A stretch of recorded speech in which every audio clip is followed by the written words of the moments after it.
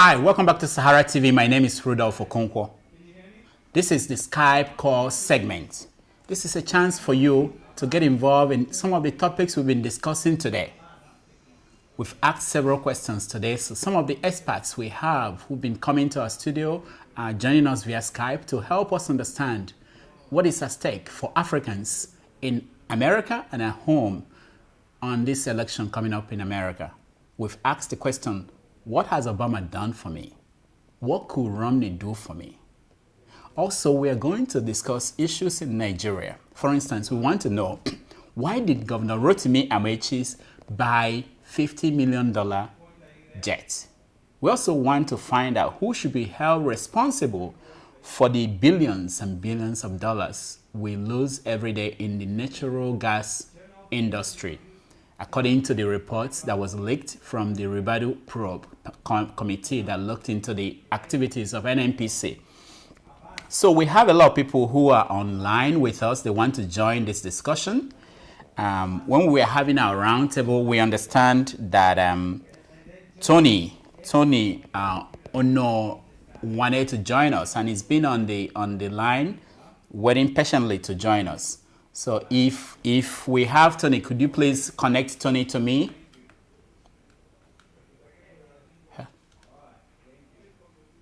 Hello? All right, I understand that they are trying to technically do the connection so that I could speak to some of our Skype callers. So we ask you that when you call us, turn down the volume of your computer so that we don't get echo from your computer. And you can always go online and watch the video of our show. It's going to be posted on YouTube and on SaharaTV website. So it's open discussion. You can talk about anything you feel like talking about. But we encourage you, if you've been watching our show in the past 3 hours, to talk about some of the topics we've been discussing. You know, talk about, if you follow the guests that we had. We had Milton Alemadi, who was the founder and publisher of the Black Star newspaper here in New York. He talked about the upcoming election in America. We also had Chris Aniedobe, who is a intellectual property attorney in Maryland. He also joined us during the roundtable, and we talked about elections in America. We had from Howard Kazman, who was here in the studio. So we want to know, I know that most Nigerians at home and abroad, they're watching the election here because we see your activities in social media. Most people stay up till 3 a.m. in the morning just to watch the debates. We want to know what it means for you. How do you see this election? Who are you rooting for?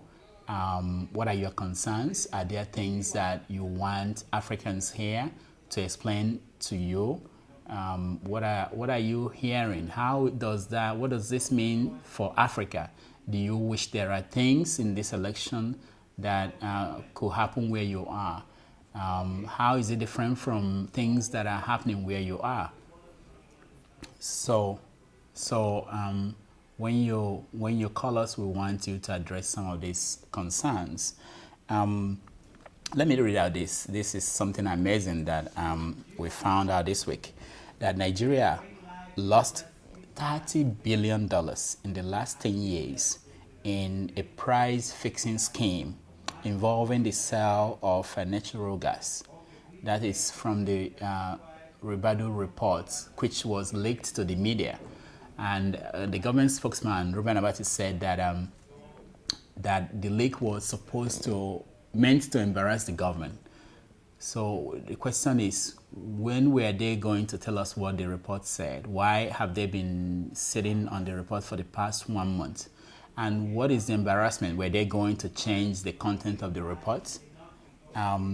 So close to 30 billion lost in the last 10 years in sales of crude of natural gas. Also, it says that over $6 billion in revenue are lost every year from oil theft. That is $6 billion. Now, I don't know if people really appreciate what 6 billion and 30 billion means in Africa, but it's a lot of money. So let's go online. I want to start by talking to Abbas. Abbas, welcome to Sahara TV. Okay, thank you very much. Okay, what do you have? What do you want to talk about? Tell us, where are you calling from first? Calling from Nigeria. Where in Nigeria? Calabar. Sorry, say that again, Calabar? Yeah, sure, Calabar. Okay, all right. So what do you want to talk about? Basically, what do I want to talk about? I want to talk about corruption in Nigeria. Corruption. Okay. Yeah, sure, definitely. The recent, what do you call it? The recent plane crash involving the governor and entire state. It's weird, you know. You have a serving governor. He buys a jet with state funds, and then he crashed, and he's been taken to Germany. There's a report that he's going to be taken to Germany for treatment. He has not been taken already.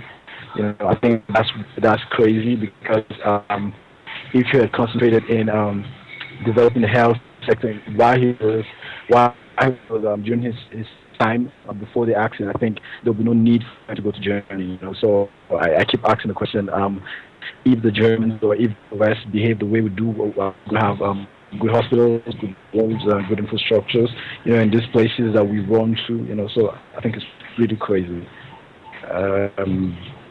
We just need to appraise the kind of leaders we have. I think it's sad when we have these kind of leaders who loot us, the own infrastructures in the country, and then it turns around and it harms everybody, including them. You know, so I think it's foolishness in all of it. You know.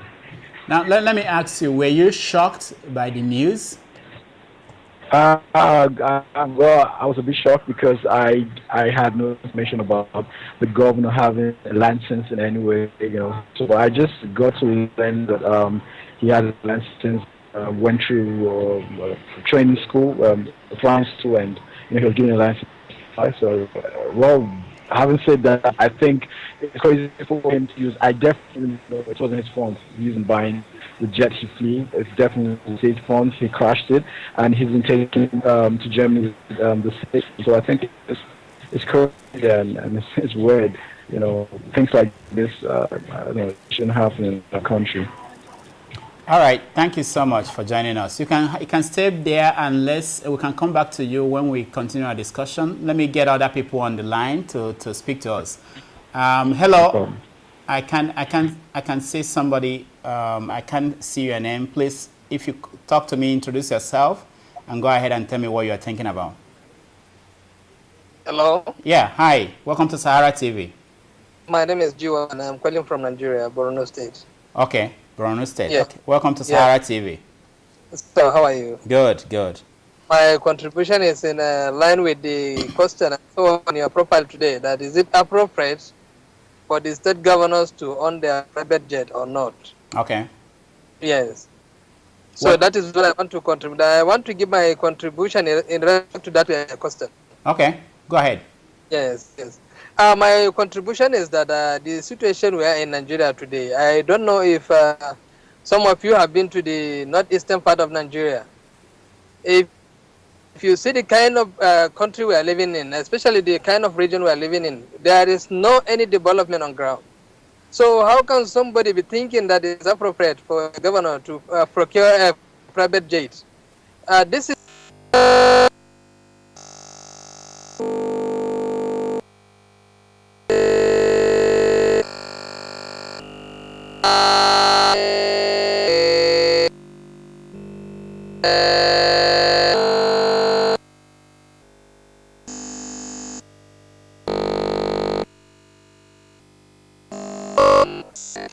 let me say this when I talk about the rural water supply and so on.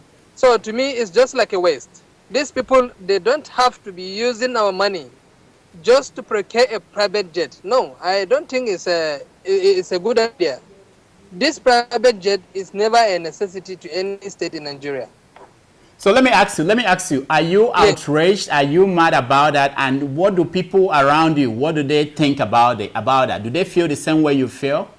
Yeah, definitely they feel the same way. I'm mad about it because to me, I don't know in the other part of the country, but if you look at the northeast Go ahead. Okay, I think we lost the caller. But if you can hear me, hello. I think we lost him. All right. Part of the country. Okay. We don't have portable drinking. Yes, I hear you. Okay. I can hear you. Yeah. Okay. Okay. Go ahead. Now, I wanted to find out from you. Okay. You said this. You are mad about it.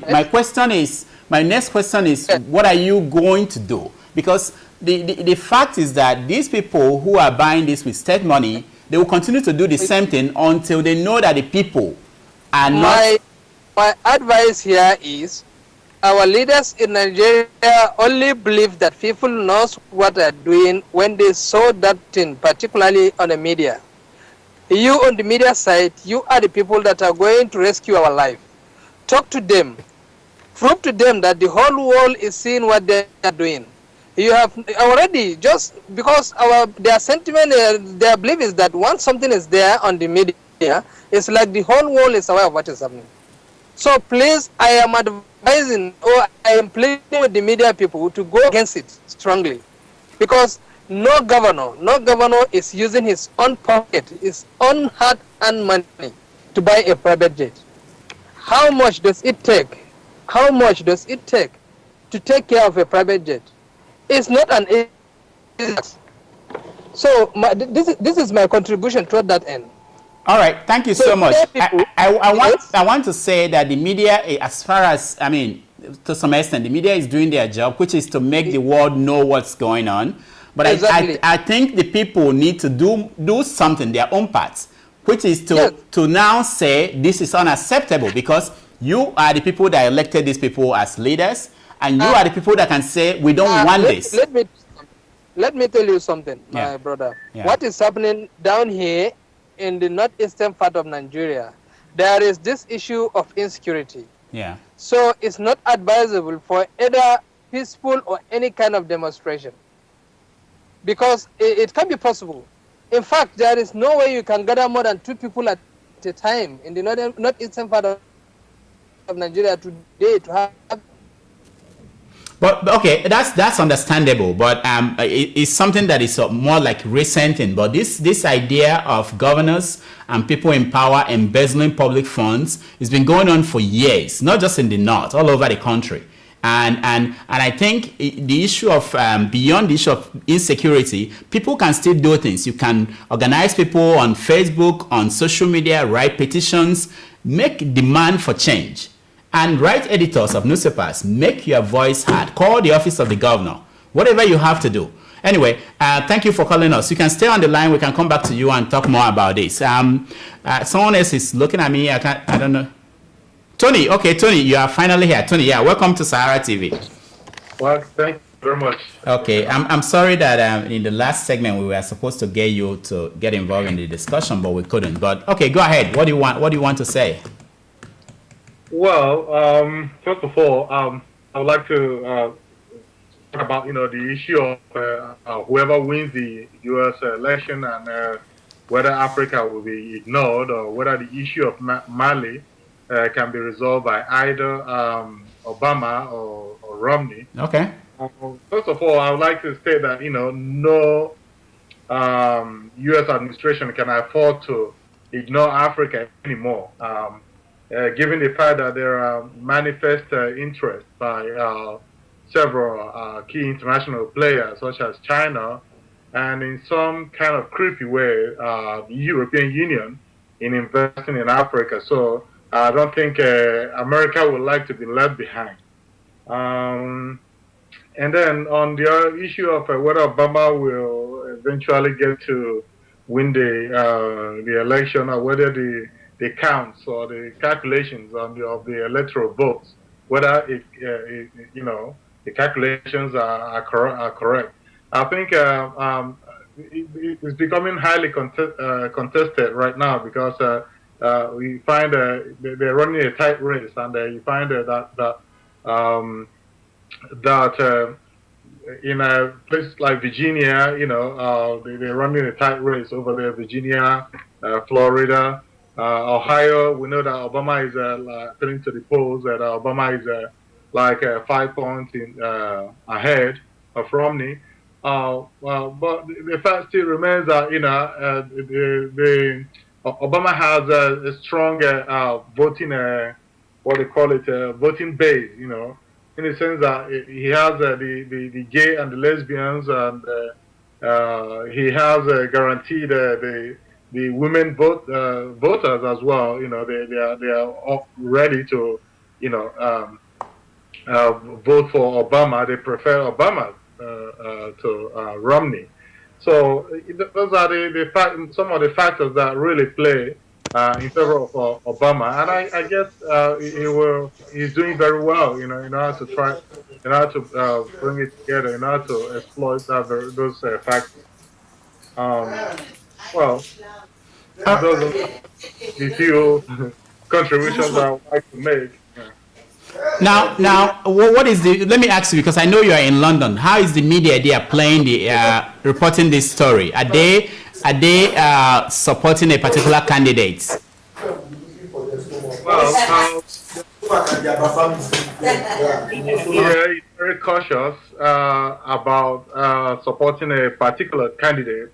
But you can see, if you've been in the media, when some media analysts are trying to downplay a candidate's efforts. For example, when Romney won the first debate, it was a clamor here. It was, oh my God, Romney beat Obama. We thought Obama was going to win, and then at the end of the day, Romney won. So we're all, in some way, I would say, jubilant. That Romney, eventually, step up his game. At the end of the day, when Obama won the second debate, they acknowledge that Obama won, but they downplay it and say, "Oh, it wasn't as important as the first debate." And Obama went and won the third debate, and they continued saying, "Oh, he should have won that first one," So it's like the media is playing their own game here, trying to downplay Obama's efforts, everything that he's gained, But at the end of the day, you have the left-wing media. You have a whole lot of people in the social media as well who are very supportive of Obama's efforts and everything that he has achieved so far.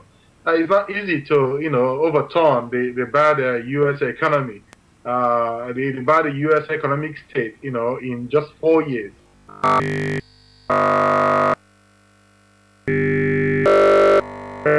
For someone to believe that the Obama could do wonders, but at the end of the day, the economic reports are in favor,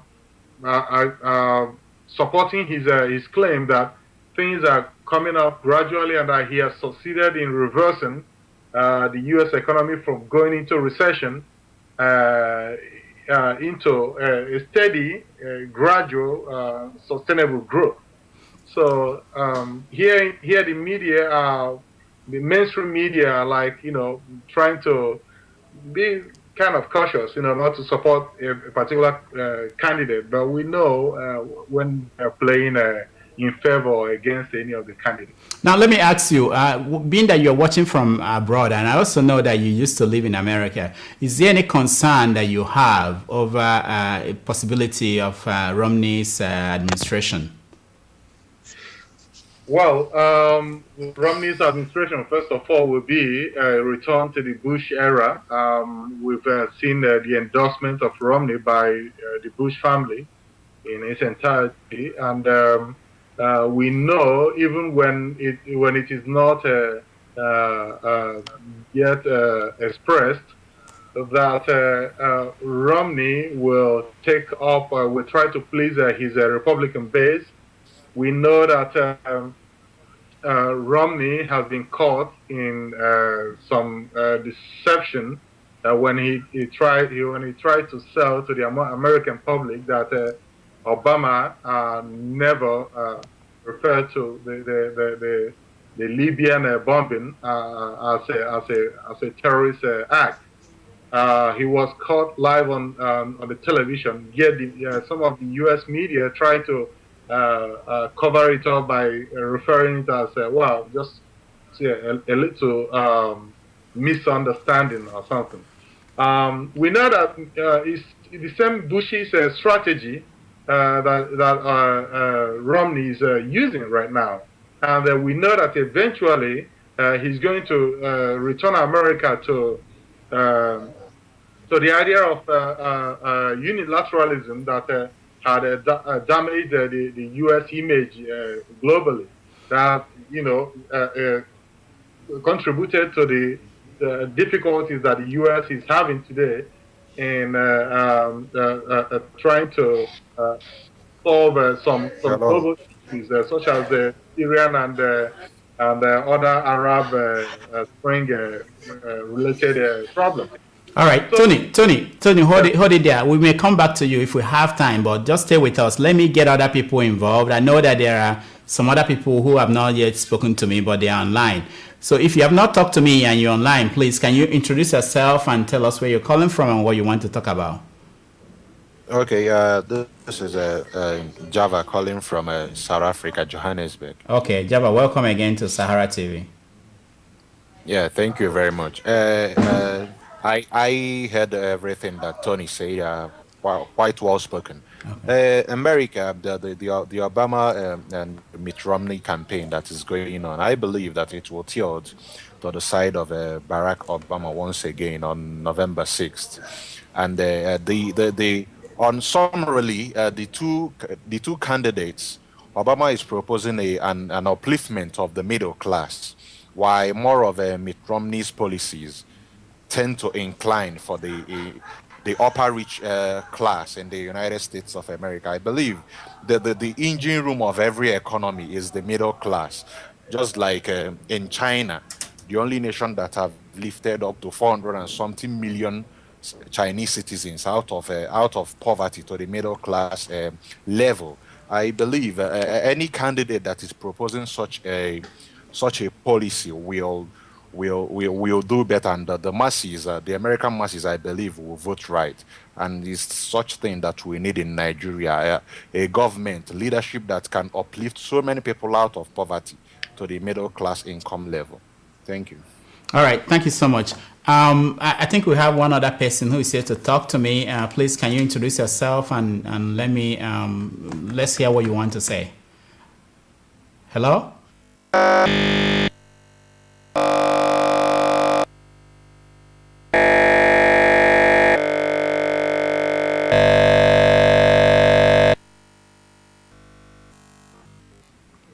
Welcome to Sahara TV. Yeah, where are you calling from? Minnesota, USA. Oh, okay. All right. So what's your contribution? Oh, so yeah, it's very interesting the way people are talking about the U.S. election. I want us to understand one fact that the media, even though they tend to play neutrality, but the fact is they stand to gain a lot from this election. First of all, let us look at the amount of money both of these candidates have raised. It's in the range of 2 billion between the two of them. And all this money is supposed to be spent on electioneering campaigns. And as you all know, electioneering campaigns is majorly on televisions. And this media, this is their season. So they want to play up. They don't want to play up the advantage that a particular candidate has over the other, so that the other candidate will not get depressed and get disinterested in spending money on advertisement.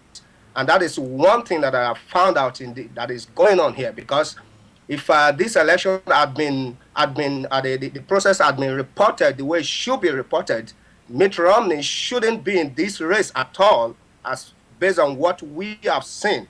So I just want us to understand this fact that the media stands to gain a lot from this election. And we shouldn't just be discouraged based on what they are reporting or based on what we are seeing. Now, Nelson, let me ask you: Is okay. Minnesota is it in competition? Is Romney competing in Minnesota? So what is going on in Minnesota now is they know they are not going to win in Minnesota. But the fact is, some of the super PACs, as you all probably know, he has this super PAC called Restore Our Future. So they are advertising here, but the part of the state where they are advertising is the part that borders Wisconsin. I don't know if you know. Yeah. So they, the running mate Paul Ryan from Wisconsin, and the polls in Wisconsin is currently closed. So they are advertising in the part of Minnesota that borders Wisconsin. So hoping that some of the advertisements will flow into Wisconsin market and sort of trying to steal some votes from that part. But I guess the Obama campaign has realized that, and by yesterday they too went online and started advertising here. But the fact is, Obama is going to win Minnesota hands down. So let me ask you. I'm assuming, Nelson, that you are in support of Obama. But one question that people ask in private, really Africans who may want to vote for Obama, is, what has he done for me? So if you ask that question, what has Obama done for you? If I am asked that question, I will answer them. If you follow some of my writings on Facebook, the fact of the matter is Obama is not the president of African Americans. He's the president of the United States of America. So some of he's not going to do something. Of course, while I realize that there are certain things that needs to be done specifically for African Americans, but we have to look at the totality of his policies. From the generality of the fact that he is the president of the U.S. For example, let us look at the student loan. When I came to the U.S. in 2006, I went back to the school to pursue my master's degree. And when I had to get student loan, the bank that processed my student loan, they did nothing, but they took 5.5% of the student loan. They did nothing. All they did was to facilitate the movement of that money from the government to me.